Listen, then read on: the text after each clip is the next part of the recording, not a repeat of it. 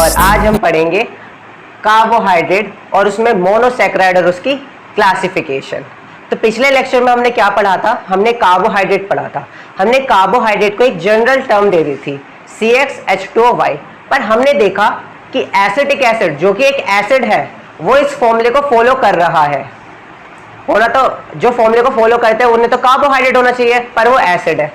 Next case ये था कि रेमनोज शुगर एक कार्बोहाइड्रेट है, पर वो उस जनरल फॉर्मूले को फॉलो नहीं कर रही थी। इसका मतलब क्या हुआ कि वो जनरल फॉर्मूला जो हमने निकाला था कार्बोहाइड्रेट के लिए वो गलत है। फिर हमने क्या करा, हमने कई सारी रिएक्शन करके देखी, तब हमें पता चला असल में कार्बोहाइड्रेट होता क्या है। तो कार्बोहाइड्रेट क्या होता है बेटा? It is a polyhydroxy, it is a polyhydroxy, it is a polyhydroxy aldehyde, it is a polyhydroxy aldehyde or ketone having at least one chiral carbon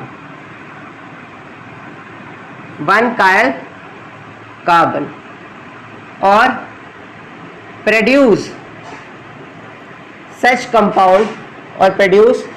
such compound on hydrolysis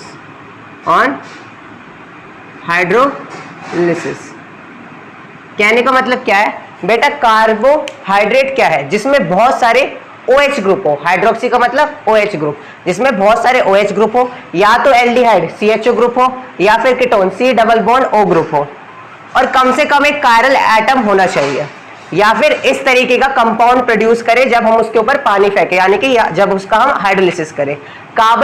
chiral carbon क्या होता है बेटा? देखो, chiral carbon होते हैं जो optically active होते हैं। अभी ऑप्टिकली एक्टिव क्या होता है बेटा? फॉर एग्जांपल, ये मेरा एक हाथ है और ये दूसरा हाथ है, इनकी मिरर इमेज आपस में क्या कर रही है? सुपर इम्पोज कर रही है। जिनकी मिरर इमेज आपस में सुपर इम्पोज करती है उनको हम क्या कहते हैं? ऑप्टिकली इनएक्टिव या फिर अकायरल। पर अगर मैं ऐसे लूं इन हाथों को, इनकी मिरर इमेज एक दूसरे को ओवरलैप नहीं करती, एक दूसरे को सुपर इम्पोज नहीं करती, तो इन्हें मैं क्या कहूंगा? ऑप्टिकली इनएक्टिव या फिर कायरल। कायरल का मतलब क्या होता है बेटा? जो ऑप्टिकली इनएक्टिव हो, यानी कि जिनकी non superimposable mirror image बने। ये आपको समझ में आ गया होगा। अब minimum number of carbon atom कितने रिक्वायर्ड है? मिनिमम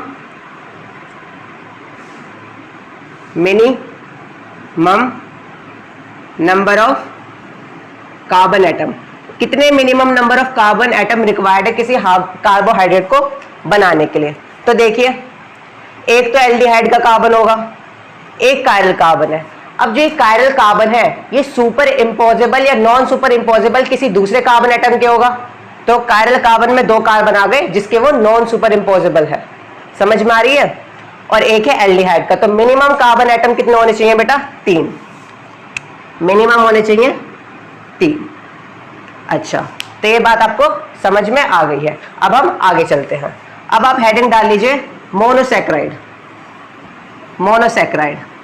पिछली क्लास में हमने क्लासिफिकेशन पढ़ा था कार्बोहाइड्रेट का, जिसमें हमने मोनोसैकेराइड, ओलिगोसैकेराइड और पॉलीसैकेराइड पढ़े थे।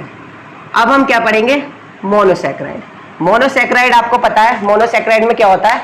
जो फर्दर हाइड्रोलाइज नहीं हो सकते। These are the simplest unit.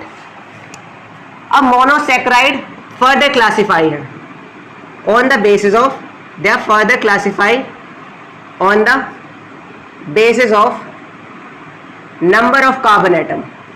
Number of carbon atom के बेसिस पे फर्दर क्लासिफाई है, एंड फंक्शनल ग्रुप के बेसिस पे ये फर्दर क्लासिफाई है। तो देखिए किस तरीके से, यहां पे मैं लिख देता हूं नंबर ऑफ कार्बन एटम। इस तरीके से लिखिए। सबसे पहले लिखिए number of carbon atom, number of carbon atom. फिर आप क्या लिखेंगे? General term. जनरल टर्म उन्हें क्या कहते हैं? अब एक बात बताइए, on the basis of number of carbon atom and functional group. हमें पता है सैकराइड, सैकराइड वर्ड कहां से है? सैकरोन से, जिसका मतलब क्या होता है? शुगर। अब जो कार्बोहाइड्रेट है उसमें फंक्शनल ग्रुप या तो एल्डिहाइड होता है कीटोन है, तो या फिर एल्डिहाइड होगा फंक्शनल ग्रुप या तो कीटोन होगा, दोनों एक साथ नहीं हो सकते, या तो एल्डिहाइड होगा या कीटोन होगा। फिर आप इसे एक टेबुलर फॉर्म में बना लीजिए इस तरीके से।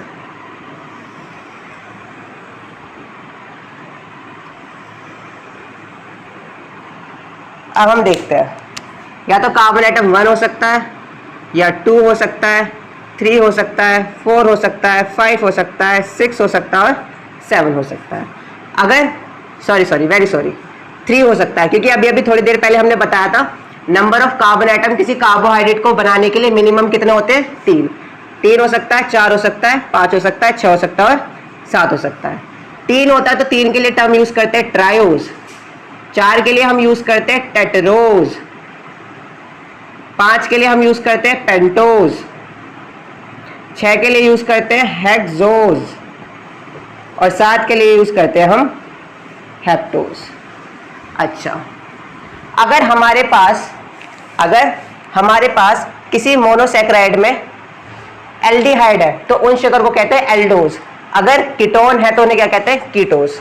ध्यान से देखिए, अगर फंक्शनल ग्रुप एल्डिहाइड है तो उसको कहते हैं हम एल्डोज, और अगर फंक्शनल ग्रुप कीटोन है तो उसे कहते हैं कीटोज। ये बात ध्यान रखना। अब इसको क्या कहेंगे, इसको कहेंगे एल्डोट्रायोज, इसको एल्डोटेट्रोज, इसको एल्डोपेंटोज, एल्डोहेक्सोज, एल्डोहेप्टोज,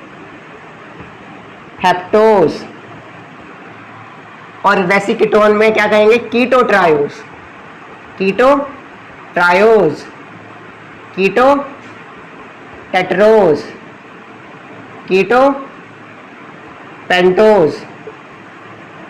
कीटोहेक्सोज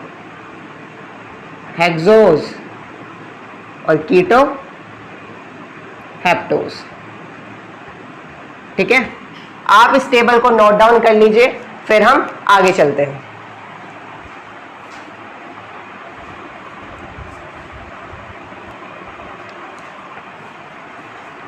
चलिए, तो आपने नोट डाउन कर लिया होगा। अब सबसे पहले हम किससे स्टार्ट करते हैं बेटा, ट्रायोज से, और ट्रायोज में भी कौन सा, एल्डिहाइड, जिसे क्या कह देंगे हम, एल्डोट्रायोज।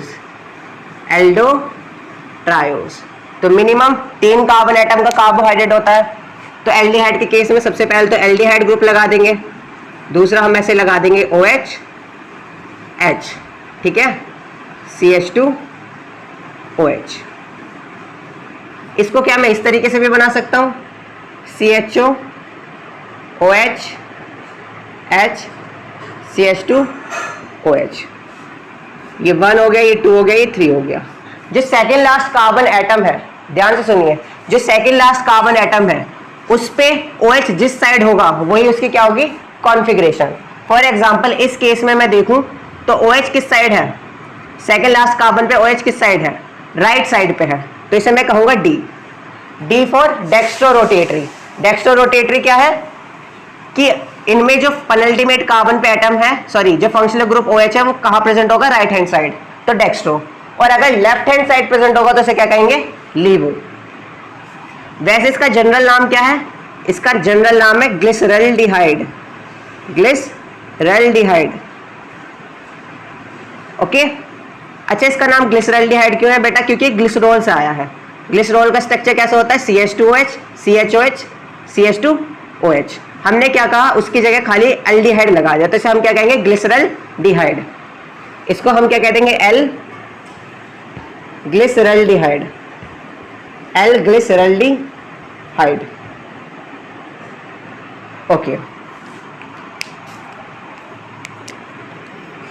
ये D और L इनकी क्या बता रही है बेटा, ऑप्टिकल एक्टिविटी बता रही है कि जब प्लेन पोलराइज लाइट डालेंगे तो ये लेफ्ट हैंड साइड मूव करेंगे, ये किस साइड मूव करेंगे, राइट हैंड साइड, ओके।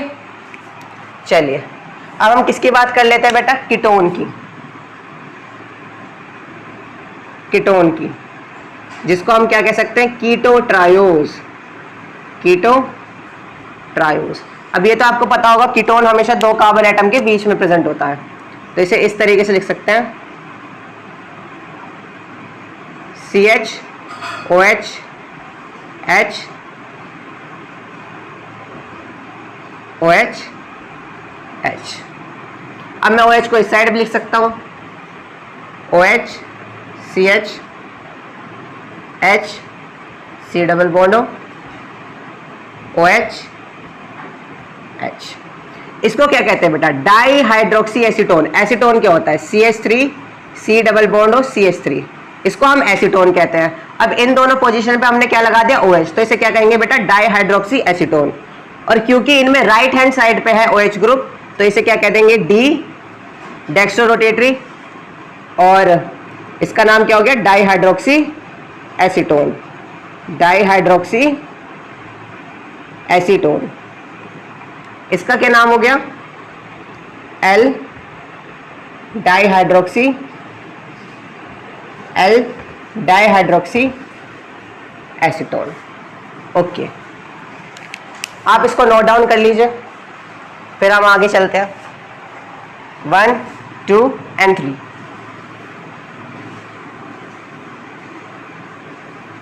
अब बेटा किसकी बारी आती है, टेट्रोस की।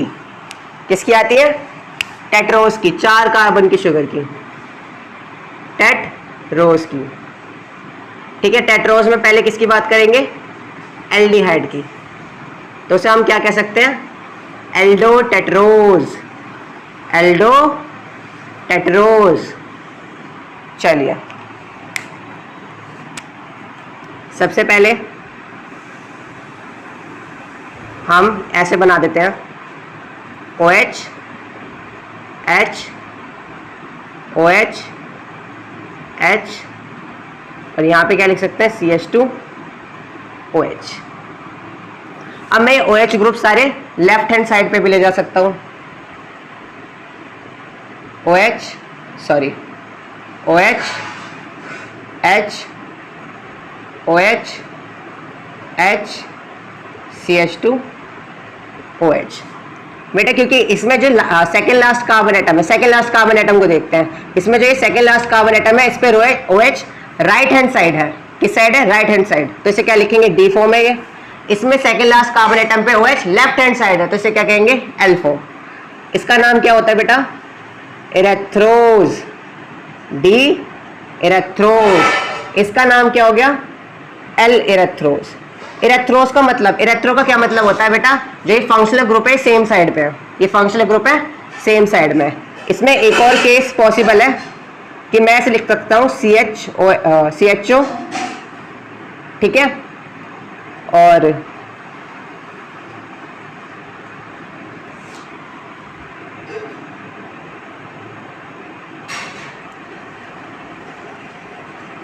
इस तरीके से।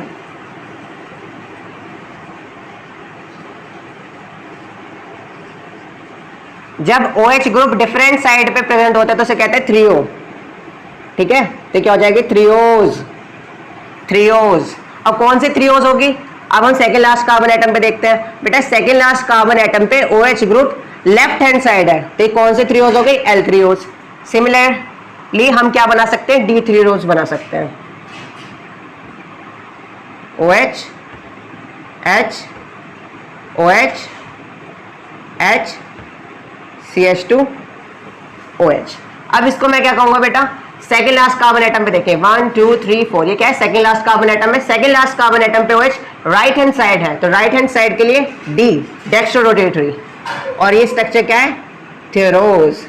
ध्यान रखना, इरेथ्रो के लिए सेम साइड में फंक्शनल ग्रुप है, और थ्योरो के लिए अपोजिट साइड में फंक्शनल ग्रुप है। और ये डी और एल कैसे देखते हैं, पेनल्टीमेट कार्बन एटम से देखते हैं। तो ये आपको समझ में आ गया होगा। अब हम अगले केस में चलते हैं, that is your pentose. Note down कर लीजिए, 1 2 and 3।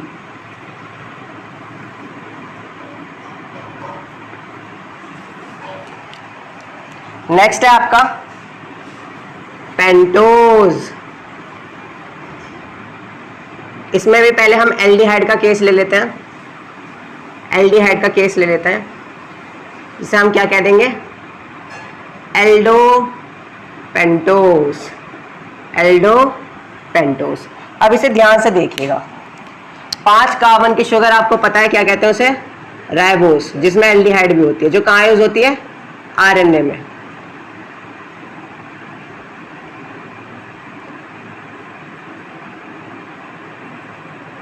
ये हो गई आपकी राइबोस।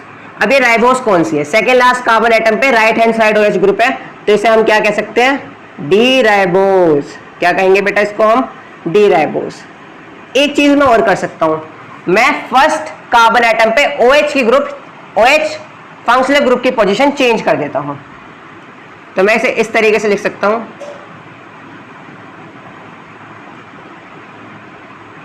ध्यान से देखिएगा,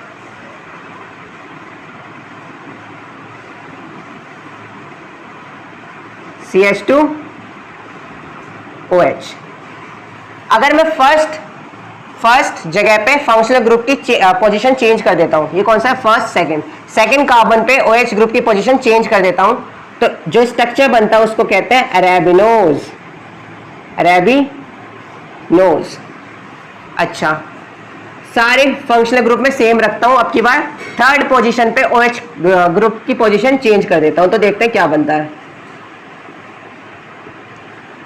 ध्यान से देखिएगा।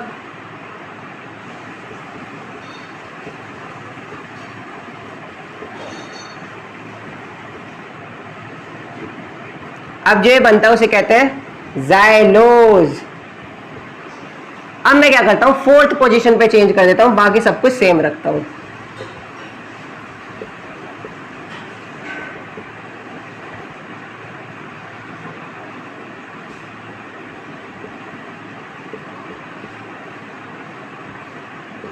फोर्थ पोजीशन पे मैंने OH ग्रुप की पोजीशन चेंज कर दी, तो इसे क्या कहते हैं, लाइजोज। अब ये सब है क्या, हमने क्या करा इन सब में, हमने बाकी सब OH ग्रुप तो सेम रखा, पहले फर्स्ट कार्बन पे पोजीशन चेंज कर दी, फिर सेकंड पे, फिर थर्ड पे, तो हो क्या रहा है, डिफरेंट कॉन्फ़िगरेशन मिल रही है। क्या मिल रही है, different configuration, different configuration. But अगर आप ध्यान से देखेंगे, कायरल सेंटर एक ही है, कायरल सेंटर क्या है, different configuration but same chiral centre. Chiral centre क्या है, सेम है। कायरल सेंटर क्या होता है बेटा, जहां non superimposable mirror image बनती है। जैसे कि ये, इसको इसके ऊपर रखेंगे तो सुपर इम्पोज नहीं करेंगे, क्योंकि यहाँ OH है, यहाँ H है, यहाँ OH है, यहाँ H है। सिमिलर वे में इसको इसके ऊपर रखेंगे तो सुपर इम्पोज नहीं करेगा, इसको इसके ऊपर रखेंगे तो सुपर इम्पोज नहीं करेगा। कायरल सेंटर तो सेम है, पर अलग अलग कॉन्फ़िगरेशन मिल रही हैं। इस प्रोसेस को कहते हैं एपिमेराइजेशन। दिस प्रोसेस इज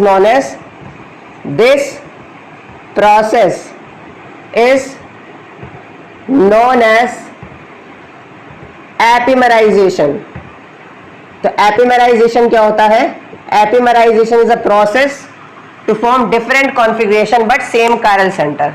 कहने का मतलब है एपिमर क्या होता है, एपिमर होता है बाकी सारे फंक्शनल ग्रुप सेम रखेंगे, बस पहले फर्स्ट पे चेंज कर देंगे, सेकंड पे चेंज कर देंगे, थर्ड पे चेंज कर देंगे, तो डिफरेंट कॉन्फ़िगरेशन निकलेंगी।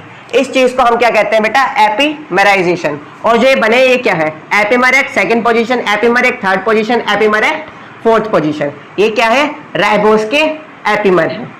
ये आपको बात समझ में आ गई? समझ में आ गई तो फिर हम आगे चलते हैं। ये तो होता है एपिमर। एक और चीज होती है जिसे एनोमर कहते हैं। एनोमर और एपिमर में बस यही डिफरेंस है कि एनोमर, ध्यान से सुनिए, एनोमर क्या होता है, anomer is a type of epimer. Anomer is a type of epimer. Anomer क्या होता है, एपिमर का एक टाइप है। तो हम क्या कह सकते हैं, all anomer are epimer but all epimer are not anomer. ये बात आप अपने मस्तिष्क में बिठा लीजिए कि जितने भी एनोमर होते हैं वो एपिमर हो सकते हैं, पर हर एपिमर एनोमर हो जरूरी नहीं है। अगर आप किसी भी पोजीशन पे कार्बन फंक्शनल ग्रुप की पोजीशन चेंज कर देते हो तो उसे कहते हैं एपिमर। पर अगर केवल आप पहले वाले कार्बन एटम पे पोजीशन चेंज करते हो तो उसे कहते हैं एनोमर। मैं अभी थोड़ा एग्जांपल लेता हूं आपको, इसे मिटा देता हूं।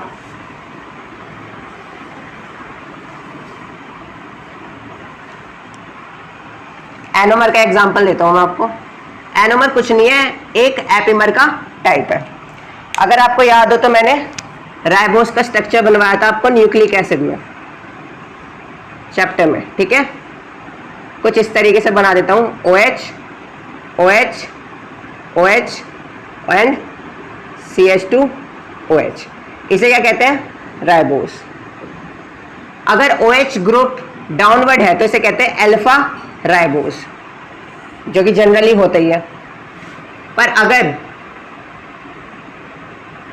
मैं क्या करूं, फर्स्ट कार्बन एटम पे, ये first carbon atom, first second third fourth and fifth, first carbon atom पे OH की पोजीशन चेंज कर दूं इस तरीके से, तो इसे हम कहते हैं बीटा राइबोस। पूरा नाम लिख देता हूं, अल्फा डी राइबोस, क्योंकि सेकेंड लास्ट कार्बन एटम पे OH राइट हैंड साइड है। अगर आप इसे देखोगे तो बीटा डी राइबोस। इसे क्या कहते हैं? एनोमराइजेशन। ये एक दूसरे के क्या है बेटा? एनोमर्स है। ये एक दूसरे के एनोमर है। ये फर्स्ट कार्बन एटम है, फर्स्ट कार्बन एटम है। तो ध्यान से सुनिए, एपिमर क्या होता है? एपिमर किसी भी कार्बन एटम पे पोजीशन चेंज कर दो तो एपिमर, केवल पहले कार्बन एटम पे पोजीशन चेंज करो तो एनोमर। तो एनोमर क्या हो गया? एक तरीके का एपिमर, ठीक है। ये आपको बात समझ में आ गई है। अब हम क्या देखते हैं,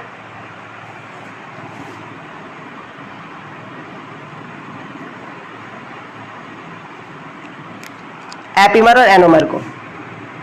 एनोमर और एपिमर, तो जितने भी all anomer are epimer, all enomer are epimer, but all epimer are not enomer। ये बात आप अपने मस्तिष्क में बिठा लीजिए, क्योंकि एनोमर तो पहले कार्बन एटम पे है, एपिमर तो पहले पे भी है, दूसरे पे भी है, तीसरे पे भी है, चौथे पे भी है। तो जितने भी एनोमर होते हैं वो तो एपिमर होंगे ही होंगे, पर एपिमर एनोमर हो ये जरूरी नहीं है। एपिमर अगर पहले कार्बन एटम पे है तभी वो एनोमर है। तो आशा करता हूं आपको आज का लेक्चर बहुत अच्छे से समझ में आ गया होगा और आपको कुछ डाउट नहीं रहा होगा। तो अब मिलते हैं अगले लेक्चर में, तब तक के लिए stay tune and don't forget to like, share and subscribe my channel. Bye. The storms we chase are leading us, and love is all we'll ever trust. Yeah, no,